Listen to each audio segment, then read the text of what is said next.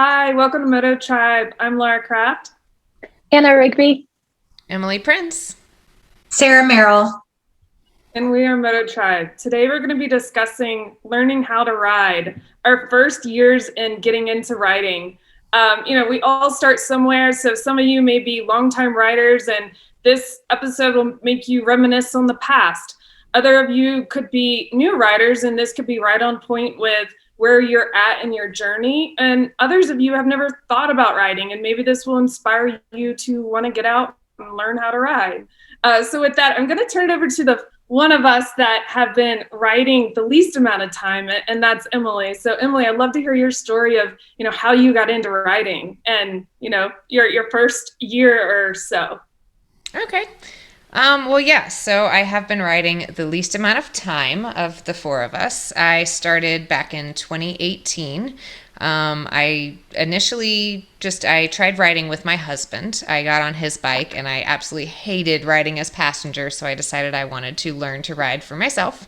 So I went and actually bought my Street Cup, which is the bike in this picture, and had that delivered to me, and then went and took the MSF course. That was first time I'd ever even sat on a bike other than the one time I rode with my husband. So I had no idea what I was doing. They were so informative and led you like step by step on how to control the motorcycle, find your friction zone, how to use the throttle, how to use the brake. They taught you pretty much everything you need to know to ride in a parking lot. Um, but once you complete the course, then having to transfer that to road riding was definitely an adventure. Trying to figure out how to, get out on the road around cars was very intimidating and scary. So what I did was I took my bike and I would go out and practice every single day in my neighborhood. I would go down the street, go to the cul-de-sac, turn around, go up the street, go to the other cul-de-sac, come back, and then do it again, and then do it again. So I would make several laps of the neighborhood every day. I think I did that for about 2 weeks before I finally built up enough confidence to leave the neighborhood, go about maybe like quarter mile, half a mile down the road, and go into another neighborhood and do the same thing there with the cul-de-sac, go turn around, and so building up, just feeling confident that I knew how to control the motorcycle. But the one thing that really freaked me out the most was I didn't know how to shift gears. Like in the course, you're in a parking lot. So at most you might get up to second gear and then you immediately go right back down. So I never really got out of second gear. So for me, getting out on the street and actually getting up to like third gear and then fourth gear was like huge. It was a big deal and very scary. So I think it probably took me like 2 weeks before I even attempted to get out on the road. And then I would kind of leave the neighborhood, go down the street, go to the gym, which is like 3 miles from my house, and, worked up to where I was actually riding to work every day. I live in like the suburbs of Atlanta, so there's a lot of traffic, a lot of stoplights. There's cars everywhere. So it was definitely a big step to, get out there and ride amongst all these cars every day to and from work, and pretty much anywhere that I could, I would ride, just get all that seat time in. So I think that was the biggest thing for, at least the first probably 3 or 4 months. I just rode as much as humanly possible to kind of build up to getting out and like doing a little bit further trips from the house. So, I think I'd say it was maybe 6 months before I decided to like head up to the mountains. That's what this picture, I think this was probably the first picture that was ever taken of me on the motorcycle. This was, I believe, on Richard B. Russell up in North Georgia mountains. And I was so excited and terrified because, mountains are beautiful and fun, but you have to actually turn the bike. And I'd never done like actual corners. And I just remember being so stiff and scared, and those speed limit signs, like I would not go any higher than that. If it suggested 25-mile-per-hour corner, I took it at 25 miles per hour. Like, there was no additional speed to be found there. It was 25 miles per hour. And, cars were always riding up on me. Like, they would be so impatient and annoyed with this girl who was going speed limit, like dead on speed limit all the time, that I'd look in the rear view and see a car and I'd be like, oh no, there's a car coming up behind me. Like, it terrified me. I was like, oh, I'm so slow and they're all riding up behind me, and they'd get impatient. I think I even got passed by cars. Like, they would just go around me. So definitely like the seat time and, going on those longer trips was the biggest thing that taught me the most. I would go with my husband and we'd be on our headsets in our helmets, and, he'd yell out, red light. And he'd, give me warnings like, oh, look, there's a car coming in up ahead. And, that was super helpful because sometimes you're so focused on what you're doing and the controls of the motorcycle that you kind of aren't aware of your surroundings as much as you need to be when you're around cars. So, that was huge, just having someone to look out and second set of eyes. Yeah, so when did you feel comfortable riding? Like, when did you feel comfortable going to the mountains? I mean, as far as feeling comfortable just tooling around in this area, it probably took me like 3 months of riding as much as possible to where I would just hop on and it was like second nature. I didn't have to think about like, oh, how do I shift? How do I, what gear should I be in? Because at this point, I knew like, oh, every 10 miles per hour I upshift. Like, I didn't understand how engines work, and I didn't understand like the power band whatsoever. So in my brain, I had like a set number that was like, oh, this is when I shift. And so I had that part down, and I knew how to brake and whatnot. So I think probably just to get comfortable in the mountains, I don't think I was comfortable for at least the first full year. Like, the whole time that I owned this bike, I would not say that I was comfortable in the mountains. I would say I was, I was all right, but I was not comfortable. It was definitely, I would get very anxious if I knew I was heading to the mountains for the day.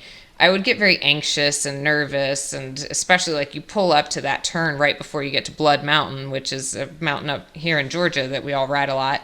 And I just remember getting to that corner and I would just start shaking. Like, it was just immediately like I was so nervous because I was like, oh man, all these people on their bikes are so much faster. They'd be flying past me. The cars are riding up on me. And and I remember my husband Vaughn would be like way ahead and I'd be yelling at him in the headset, like, slow down. And he'd be like, well, you need to hurry up. I'm like, no, you slow down. Well, that's a far cry from where you are now. Like, what was that aha moment for you? I don't think there ever was like an aha moment. Like, I think that it was progressive, I just kept going. And it got to where, probably later on in my riding career, I would just go up during the week and ride by myself. And not having the pressure of, people that I felt like I was holding them up, and not having like, oh, I have to keep up with so-and-so because they're way ahead. And so it pushed me faster than I wanted to go. Like, really, me going out and just riding alone is what I would say helped the most. So Anna, what about your story? So mine is actually shockingly very similar to Emily's. I did the same thing. I took the MSF course, and I did not have a bike at the time. So I used one of theirs. Thank goodness they provide motorcycles. And that's actually a really cool thing that they do, because they bring in all these new people that most of us have never ridden before, and we don't know what the friction zone is. We don't know how to use a clutch yet. It's a little different than in a car per se. So, you're going to drop that bike maybe, which I actually did during our figure eight. We're learning how to do figure eights in a box. I didn't make it, tipped over and dropped it, and it's okay because those bikes are outfitted for that. So I think for new riders, it's like the perfect place to learn. You have so much support from the coaches and they teach you so much. Like Emily said, they give you the basics. They do give you some like maneuverability stuff as well, how to avoid, potholes, or if an animal jumps out, like they'll do little drills with you. So that was helpful for me, because I remember they had us run over 2x4s, for example. And like, I didn't know what a bike was capable of doing. Like, can it handle a 2x4? You don't know those things, like when you're starting to ride. So, how's a bike going to react? So that was kind of cool, getting to experience those things. And same thing about, a week after I took my course, I got my license, I bought my bike. I was ready. Like, I did not want to wait. But same thing, it took me about 2 weeks riding around in the neighborhood, going through around cul-de-sacs, learning how to turn the bike. Like, it's funny, I picked up the gear shifting really quickly, but I didn't have the balance thing down. So any type of slow maneuvers, I was horrible at. And quite frankly, to this day, I'm still pretty bad in parking lots. But after that, I think it was about a month finally. And I had been riding to work by then, and same thing, seat time. Every day I rode to work, just any little errand, any excuse I had to leave the house on a motorcycle. That's what I did. My car never left the driveway. I mean, sometimes there was like 3 weeks in a row that car didn't move. So I put a lot of miles on that little bike. And I think about a month in of riding, my husband was like, okay, it's time to go to the mountains. Let's go see what you got. And I was like, oh God, this is the first time I have to go out on a highway. So that was interesting, getting on a highway on that little 250. It definitely, you had to crank it. You had to give it all she's got.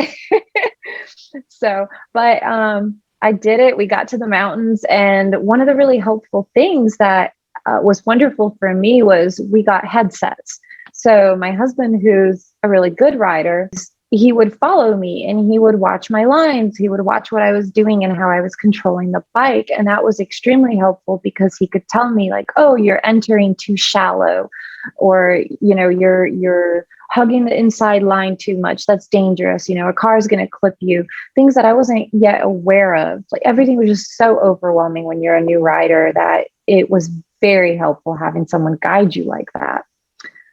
But when did you become comfortable riding in the mountains? When did I feel comfortable? Not for a very long time. I actually didn't feel one with my machine for probably a good solid 2 years. Meaning, like, I was always looking down to see what RPMs I was in, when to shift. I didn't really feel the machine under me. There was no connection there. It felt very deft. So doing tight corners made it really difficult, because I wasn't really using the clutch, I realized. So it was, again, I was finding that like friction zone and feeling that bike load under you. So it wasn't until I really got that under my belt a few years later. And it's funny, because when you take the MSF course, they initially tell you, don't brake when you're leaning. Do all your braking up and down. And before I went to take my course, I watched a whole ton of YouTube videos. And unfortunately, there's so many bad videos out there of people crashing. And I think the only thing that did for me was scare me. I think once I started mastering like my vision better and my my brake techniques, it felt a lot better. And then I started to really feel comfortable with the bike. So Sarah, you've been riding the longest. Tell us about your story on your first year riding. It was a tough first year. It really was. But I actually think that my background in horseback riding helped me as a motorcyclist. And there's a surprising amount of women that I've met through motorcycling who also started in horseback riding. And I would say probably 95% of the women that I've met who ride motorcycles started in horseback riding. And I think it's because a lot of the same principles apply. You're on an animal that's so much more powerful than you are, that you have to control. There's speed, you're off the ground, you have to look where you're going, and just the process of learning how to ride a horse and learning how to ride a motorcycle has so many similarities to it. But one thing that my mom taught me early on, when I was just a little kid, when I first started learning to jump, I fell off trying to learn to jump my first time. And I was so scared to get back on. I did not want to get back on the horse. And she was like, we're staying here until you get back on and you go over that jump, because if you don't, you're always going to be afraid. And so when I was learning to ride a motorcycle, I kind of had my mom's voice in my head, because like Anna, I crashed during the MSF course. It's kind of similar. I was doing the S curve and snatched at the front brake, which anytime you give an abrupt input like that, you're going to lose grip. So the bike fell over. I sprained my ankle. It was a 3rd-degree sprain. And it was basically the very end of the class the first day. And so I had to, the next day, get back on the bike, shove my swollen ankle into my boot. It hurt so bad. But I just knew that if I didn't get back on the bike, if I didn't do this MSF course, that I would just always have that what if in my head. Like I just had this need. I wanted to learn to ride so bad. Like I wanted to be a motorcyclist. Just everything inside me wanted to be a motorcyclist. I wanted it.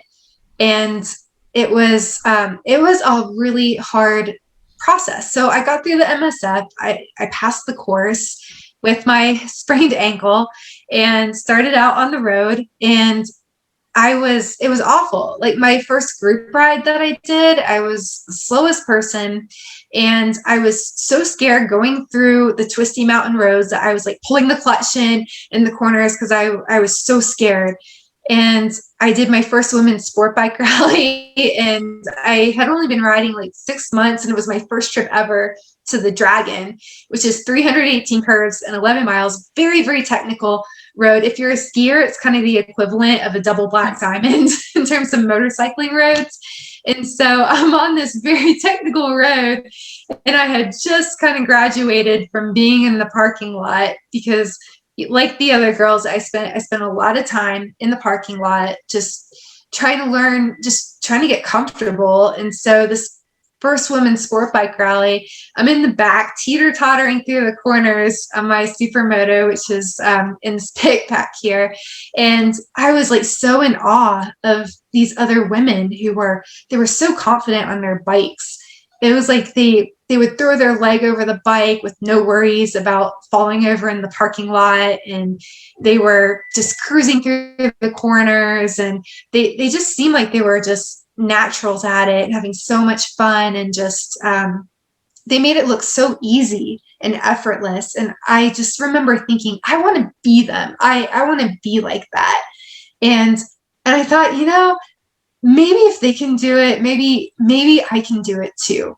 And so I just kept working at it. And I think early on, I didn't enjoy it because I was scared, and because I didn't have any confidence.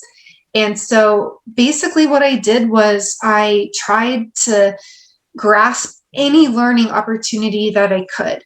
I watched videos, I read the Twist of the Wrist books, I would read a chapter and then go out there and practice, read another chapter and practice until I got the skills down to where it didn't feel like it took any effort. And it took time. I think I did have sort of an aha moment for me. And it was when I did this class or workshop called Total Rider Tech. And it was a day-long class. Actually, I think it was actually a weekend. And it was in a parking lot, but they put us in a circle and we worked on body positioning and leaning, and we did all these different drills, and it was just very intensive, a lot of coaching. That combined with doing track days and getting some track day coaching at the novice level, for me, it just took a lot of education, a lot of skill building, a lot of knowledge. And then all of a sudden, the next women's sport bike rally I went to, it was like it just became easy. And then when motorcycling is easy, it becomes fun.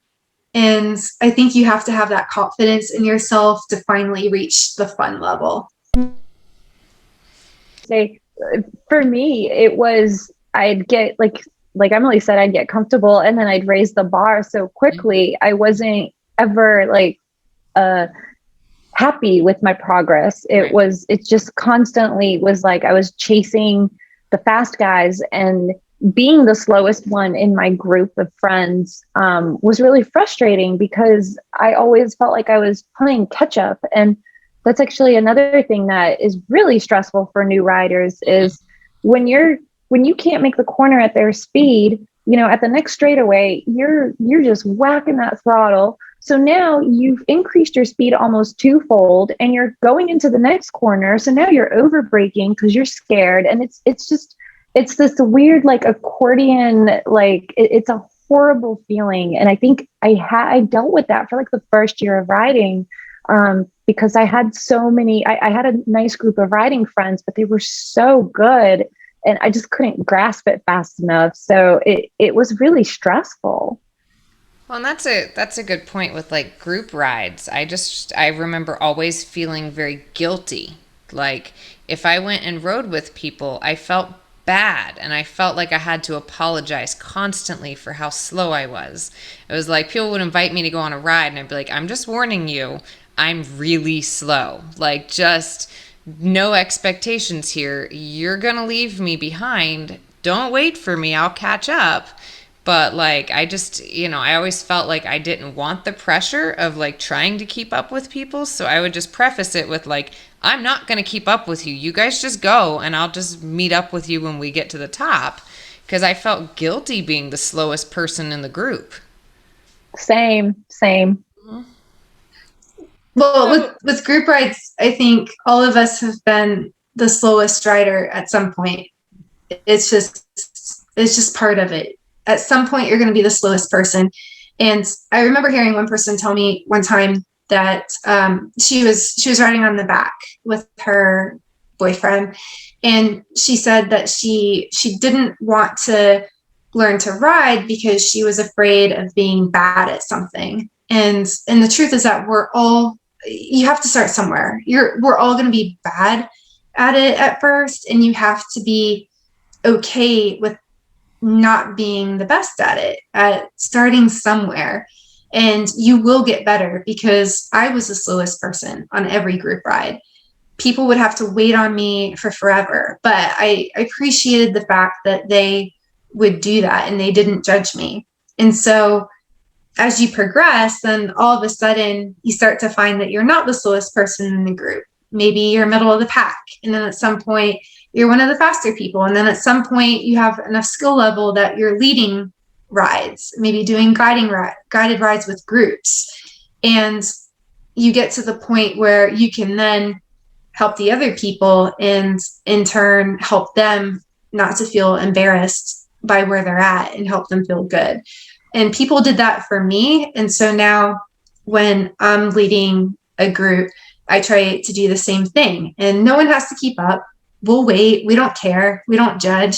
And so I think that's one of the great things about the motorcycling community.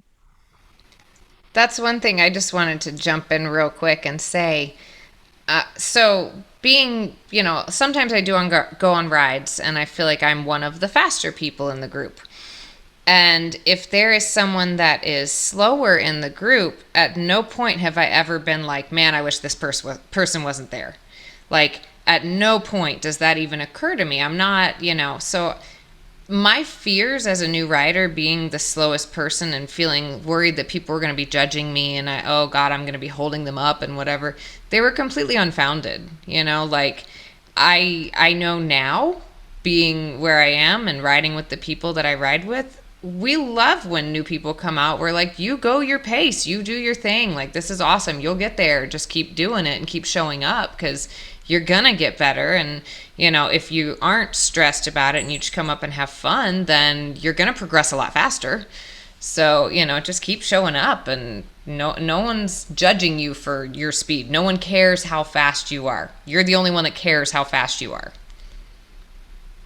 Yeah, I'll jump in and talk about how I learned how to ride. So I was the fastest and the slowest because I didn't know anyone. So I had no one to compare myself to. When I got into riding, it was really somewhat off of a crazy idea that I had. I had a helmet, and I mentioned to my mentor I was just going to chuck it, or maybe I learn how to ride. And he was like, "Oh, you should learn how to ride." So, I took the MSF course, and at the end of the course, I really did not feel proficient. They tell you about friction zone. It was the first time going through that and walking the bike across the parking lot. And then, going on a big loop in first gear and changing to second gear. And that's about it. I think maybe we got to third gear. But again, it was the guy would hold up a flag or say something and say, okay, third gear. And we did the crazy 8 little loops. And we did you throttle, have huge acceleration, and you stop real quick if you can do that. So I did it, but I didn't feel proficient whatsoever. And I wanted to take more classes. I didn't know anyone who rode. So it's not like I had friends or a significant other that could teach me at home or tell me how to ride. So, I did feel like I wasn't ready to get a bike. But, so some of my thought process in getting it is, so I'm a little bit of a workaholic. My job, it can be stressful. And so for me, it was a way to get away from my laptop and away from my phone, so no one could talk to me. And I had to give 100% focus on learning how to ride. So for me, the pleasure in it was actually getting on the road and riding. That was my goal. I never wanted riding to be competitive. I'm competitive at work. I'm competitive in my career. And for me, riding is something that's relaxing. So I know some of you guys have talked about you're always looking to increase your skills and abilities. I don't really care. It's for me, it's about having fun. I don't want to burn the candle on both ends. So yes, like when fast forward past the MSF course, I get my first bike. It was used. It was from this owner, and he's fantastic. We actually still talk to this day, email correspondence. I was a new rider, and so he would answer every single annoying question that I had. And I remember the first time I got the bike back, and I was riding by myself, so no one around me. And I rode it, and I think I got to 5 miles an hour, and the lights, the ABS light was still blinking. So I turned it off, and I call him, and I'm like, "There's something wrong with the bike." And he's like, "Did you get over 5 miles an hour?" And I'm like, "No." He's like, "You've got to go faster. That will solve your problems." And actually, speaking of new riders, you're most unstable when you're going slow, or when you're in a super high gear that's not needed because you don't have that friction with the tires. Your tires, you want heat in your tires. You want as much contact grip on the road as possible. So you want those tires to kind of squeeze down. You want pressure on them. Otherwise, you're just skating, and you don't want to skate on a motorcycle. You want to feel that grip. Tires are for grip. So that's kind of my story. And for me, riding was all about kind of getting away from work and getting myself out in nature and going on adventure. And I think that's the joys of riding. That's what you can do. Riding is what you make it. Track was not, or doing competitive or getting fast. And even in my first few years of riding, I never rode with anyone who was trying to improve their skills in a way that they're going super fast. It was more of the enjoyment of the roads and being out in the mountainside, or being out in some random town that you would never go through if you weren't on a motorcycle. That's awesome. I like that, because it's such a contrast to like what Emily and myself have been striving. We've been pushing each other, I feel like, the last 2 years. But I feel like, Laura, correct me if I'm wrong, but I feel like you were pretty, I guess, comfortable on it with your abilities in just the aspect that you were okay with where you were, because maybe you didn't feel the pressure from other people. Like, I felt I was constantly in the way, or people were waiting for me, and it was so stressful, especially coming from like a lot of the people that I rode with rode track and raced, and I was just like, oh God, they're gonna think I'm so slow and lame, and so it was like this stupid pressure. Which, just like Emily said, it really is stupid, because none of the people, we don't care, how fast or slow someone is, and nobody else does either. And it isn't until like 9 years later now that I know this. And it makes me feel so silly, because I put so much stress on myself and so much anxiety. So it kills the fun. Like, when you're stressed about that, it makes it not fun. It wasn't until I stopped really stressing about it. I mean, I guess I got to a pace where I felt like I was at least, keeping up with people. Then all of a sudden I was like, okay, now this is fun. yeah. Yeah, I didn't ride with a lot of people, obviously, because I didn't know anyone. But I will say that, my first few months on the road, I was not going the speed limit. So I had the pressure of the cars behind me, wondering why I'm not going faster. You think about a motorcyclist, and they're typically the ones speeding, and I'm the one slowing the cars down. So it just was the way it was. But at the same extent, I was like, I'm doing me, and you're just going to have to deal with it. So maybe that's somewhat of my philosophy. So even when I'm riding with fast people, and when I started to ride with fast people, I was like, I'll see you at the end. No problem, because I want to enjoy the ride. So, I think you got to get to that place. Your riding is about your own fulfillment and your own joy. And you'll get there. I think when you're fluid, you actually get faster. When you're relaxed, you actually move into it. Mm-hmm.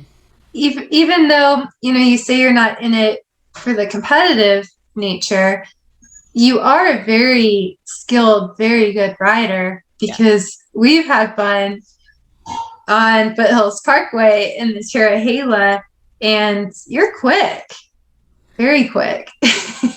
Oh yeah, she rips it. Well, and that's what I was going to say, is that's what makes it so fun riding with you, Laura. Like, I love your stress-free, like, you just riding with you, you're going a quick pace. Like, I'm never like, oh my God, this is slow. Like, you're looking, but you're so fun to ride with, because I can tell you're just out having fun. Like, you're a great person to go ride with. I love it. And you're so smooth. I mean, you taught me how to ride mountains. Like, yes, I was out there first with my husband and some other people that like taught me, but it wasn't until I started riding with you regularly on our little girls' weekend getaways, Saturday or Sunday. That was our day. We'd go get brunch in the mountains and ride all day. Like, I learned so much from you, because you go into those corners so just smooth and just steady, and you were fast. So don't say you were, because when I met you, you were insanely fast already. So, and you've only gotten faster. So, hey, maybe it just came naturally to you over time.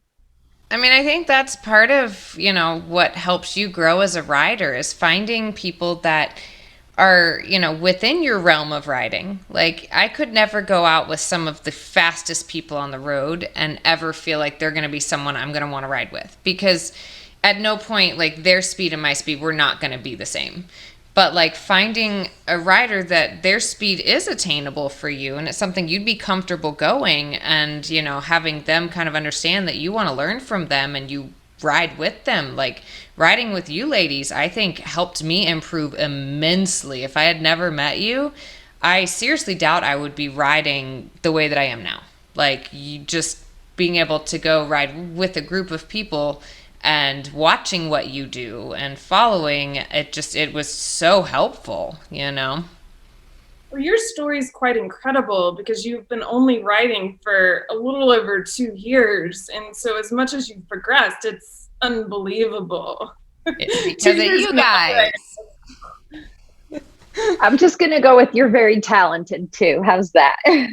Yeah, I mean, it's, I talk to a lot of people, and granted, I feel like a lot of young guys have a very different story because they just get out there. Maybe they grew up on dirt bikes, maybe, like they just have like much more natural ability. So I feel like I struggled mentally a lot more than a lot of the guys that I talk to. Ladies, let's wrap this up. Any final words? I just say keep at it. Don't give up, because I think all of us as motorcyclists have had those periods of time when we're learning. I remember the days back in the parking lot where I was trying to learn how to stop on hills and fell over and skinned my knees. And I remember having those moments of being like, am I cut out for this? Is motorcycling for me? Can I do this? And second guessing myself. And luckily, I had really supportive people around me who encouraged me and motivated me to keep going and not give up. And I had people to look up to and who inspired me. And so I didn't give up. And so that's my advice, is when you get through those hard periods of time, don't stop. Keep pushing, keep giving it your best. And before you know it, you'll gain that confidence and you'll be having fun. She nailed it. Yeah. I mean, I'd say there were so many stupid little things that stressed me out in the first year of riding that looking back, I laugh at. I mean, like you were saying, they threw a 2x4 in front of you in the MSF course. I remember speed bumps being like terrifying. Like I would absolutely go out of my way to avoid speed bumps, and so it's just the experience of riding over time, the things that seem intimidating and scary at the early stages, you'll look back and you'll laugh if you just keep pushing through it, and you'll be amazed at what you can do when you just get out there and try it. And all of a sudden you're like, oh my God, I made it. Like I remember getting home every ride, I would high five my husband and be like, I lived. Like Success. I made it home. Yeah. Yeah. I mean, I echo both of what you guys have said, all of what you guys have said, because I think that, at the end of the day, you're either learning or you're growing, you're expanding, or you're not.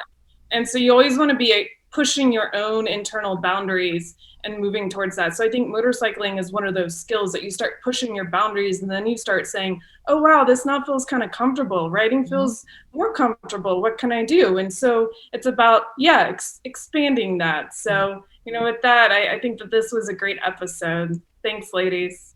Thanks for joining us.